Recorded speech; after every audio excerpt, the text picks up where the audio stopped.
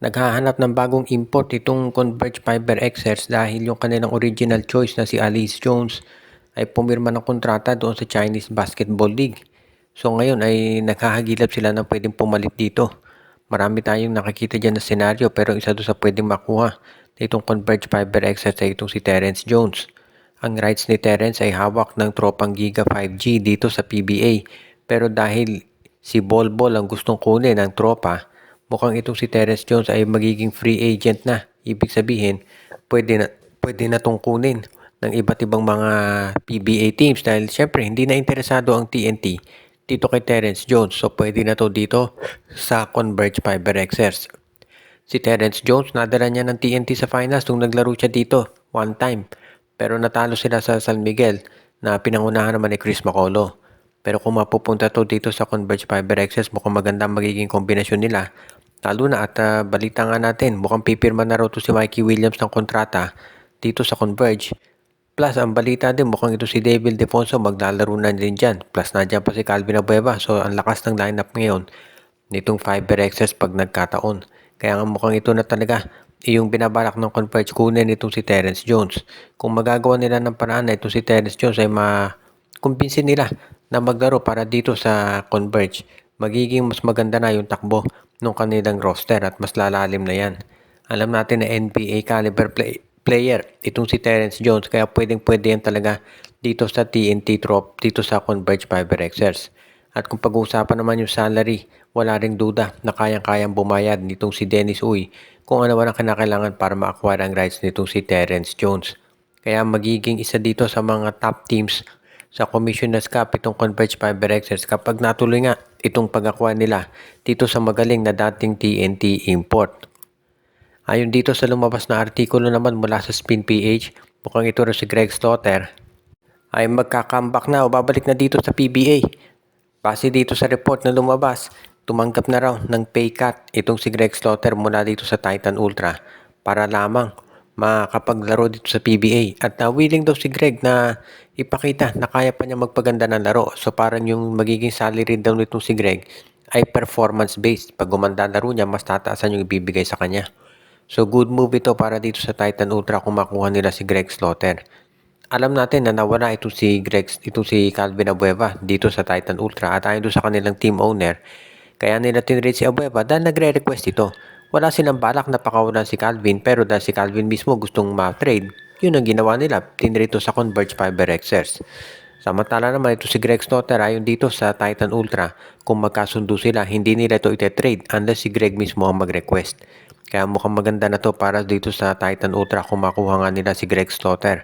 Magkakaroon na sila ng isang 7-footer dahil yung big man talaga ang isa dito sa mga pagkukulang ditong lineup ng Titan Ultra. Kaya naman sa tingin ko magiging maganda na to para dito sa kanila.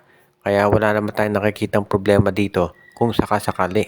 Ang nagiging sabihin nating exciting para dito sa Titan Ultra, kung magkaroon ka ng 7-footer plus meron ka pa si Cade Flores dyan, no? So maganda to para dito sa koponan. Ang question na rin siguro dito sa Titan Ultra, no?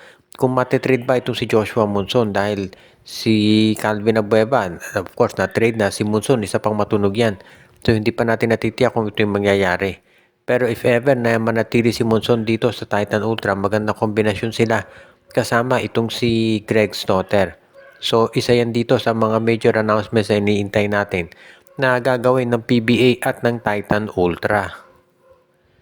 Sa panig naman ng Philippine Cup defending champion San Miguel Beer, ay naghahanap daw sila ng posible na ipalit dito sa kanilang mga point guards na si Wami Tiongson at si Chris Miller.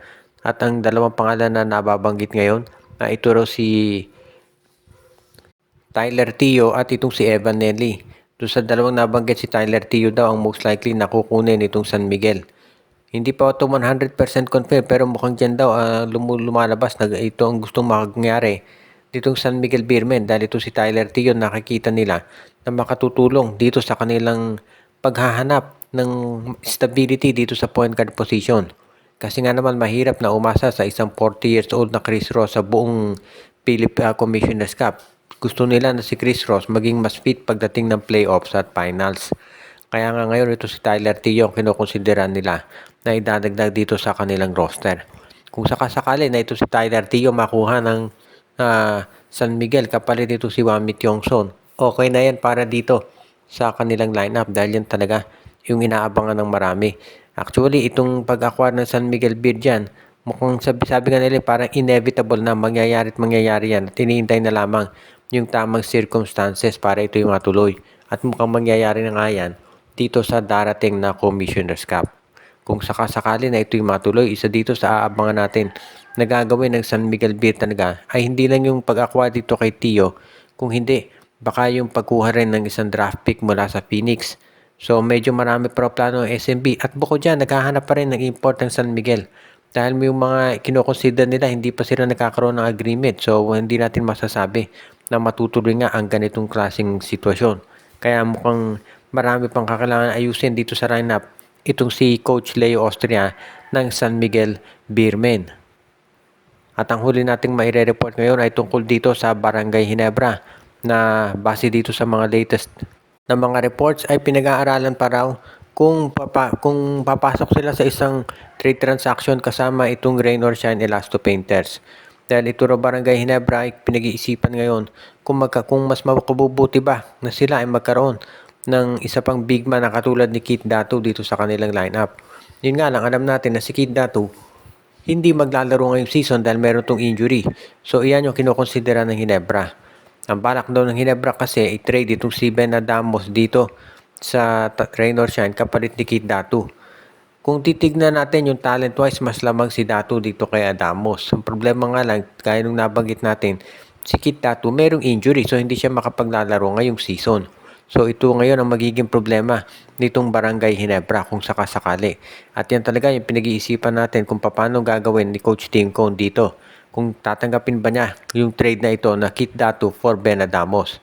Kasi kung kukunin nila si Keith Datu ngayon, hindi nila magagamit yan dito sa Commissioner's Cup at sa Governor's Cup. Magagamit lang nila si Keith Datu next season pa. Yun nga lang, upgrade yan kumpara dito kay Ben Adamos. So, iyan yung pinag-iisipang mabuti ngayon ng kampanya ng Barangay Ginebra. Ang isa pa, na siguro yung pag-aaralan ng Barangay Ginebra dito, kung si Justin Brownlee pa rin ba dapat nila na maging import dito sa Commissioner's Cup. Lalo na at nakita nga natin na ang lalaki ng mga pumapasok na bagong imports ngayon dito sa PBA. So, baka mahirapan dito Barangay Ginebra. At yan ang dahilan din kung ba't ngayon pinag-aaralang mabuti ng Gene Kings kung sino ba talaga yung kanilang dapat nakunin. Lalo na at alam naman natin na hindi magiging madali yung mga laban dito sa Commissioner's Cup. Lalo na at yung foreign team na Macau Black Bears, ang balita natin, itong Black Bears, dadalhin dito si Dwight Howard at yung iba pang mga top players. At bago tayo magtapos ay batiin natin yung ating mga regular na mga taga-subaybay na sila Joshua Girayes, Peho, Rosales family, si Jonel Alagon, binabati din natin si Monde Guzman, si Malyari Mascarillas, si Anthony Alon, si Dexter Domer, si Katsakino Dukusin, Michael D., Romeo Conchada, Ronald Verbosidad, Ireneo Salangsang, Edwin Carmona Jr., Joseph Pineda, at lahat ng mga regular natin na mga viewer.